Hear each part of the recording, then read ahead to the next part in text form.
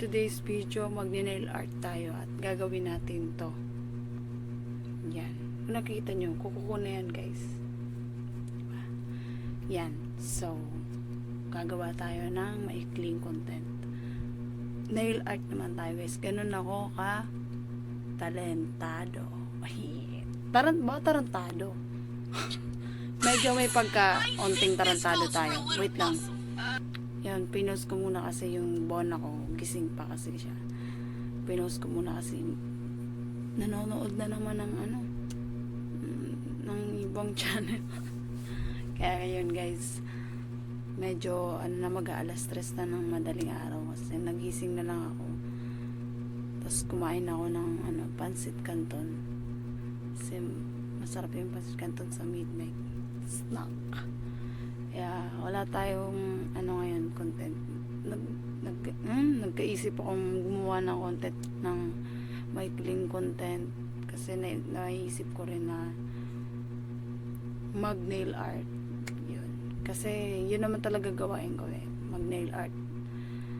At saka dun ako top sa pag ni nail art, di ba guys? So yan guys, sige, nail art tayo. Yan guys, kung nakikita nyo, naglilinis din ako ng aking kuko. Yan yung sapa ko. Pero nagbago ako sa kamay. So, yung panda. Yan. At, gagawin ko ulit yung sa kabila. Yan. Pero, dito muna tayo. Tapos na ako dito Yan. Panda.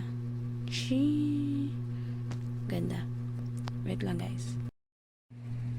Yan guys, kung nakita nyo, napakabilis. At naglagay na ako ng unang coat is light green lang. Gusto ko yung light muna kasi para makita si panda. Yan.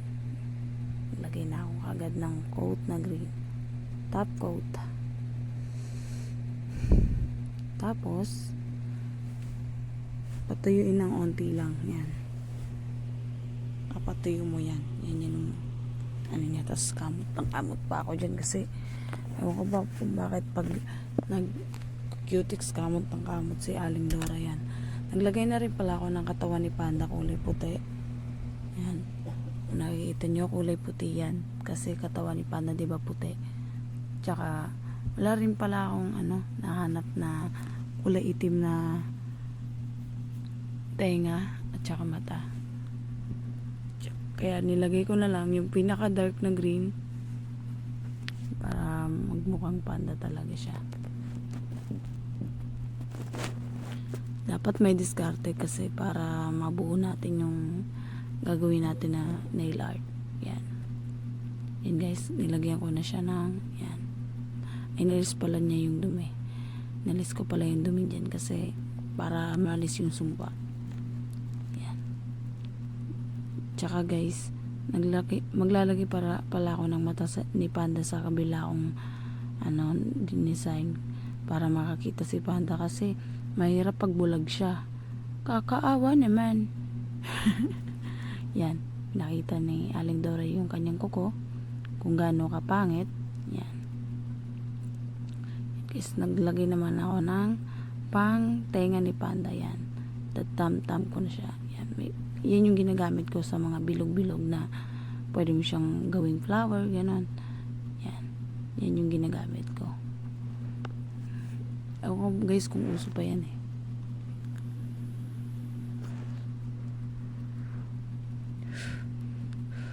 Yan guys, pinakita niya yung tengang ginawa niya. Pakapangit naman ng tenga na ginawa mo. Yan guys, napapansin nyo ang haba ng aking uso dyan. Pasensya nyo na guys, ganyan talaga Yan, nakita nyo na. Naglagay na rin pala siya ng mata ni panda, ng eyeball, kasi wala pa yung pinaka niya mata kasi kulay white yun Yan. Yan, kung nakikita nyo masaya siya. Yan, diba? Na-achieve niya kasi. Kaya galingan dapat natin pag tayo ay mag-nail art. That's wala kayong katulong. Kaya ikaw lang yung mag-isang naglilinis ng iyong kuko. Yan yung gawin mo. Dapat pag wala ka talagang ginagawa, maglinis-linis ka kung anong gawin mo.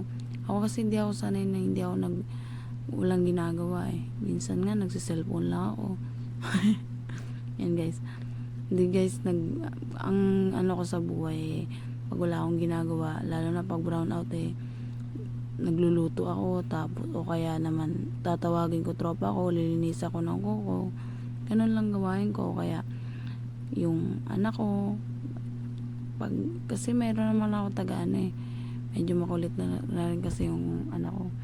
Kaya, napabantay ko na lang sa akin, jumangkin. Yan. Pero sa akin pa rin naman nagbe-breastfeed yung baby ko. Kaya, yun. Binibigay ko yung attention ko sa aking anak kasi lalo na magne-negosyo na tayo. Medyo mabibisi na ako. Yan guys, nilagyan ko na rin siya ng dahon sa may katabi ni Panda, ulo. Basta para magmukha siyang panda talaga kasi si Panda diba may damo-damo rin sa ano, parang nail art ang arte naman kasi yan eh. Yan guys, yan. Yes, you can see guys, tapos na ako. Yan, tapos ko na pati kabila, medyo madumi pa kasi wala naman akong katulong. Ako lang naman guys. Ako lang naman to.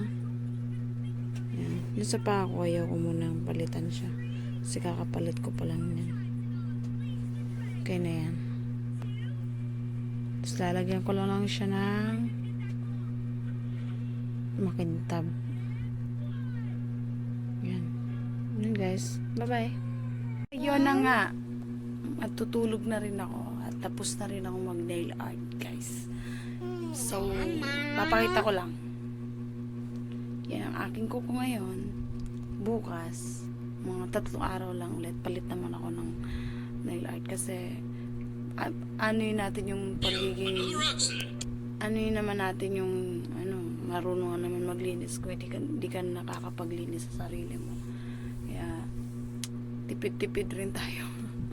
Pero actually bumili ako ng Cutix para rin sa personal ko. Sorry.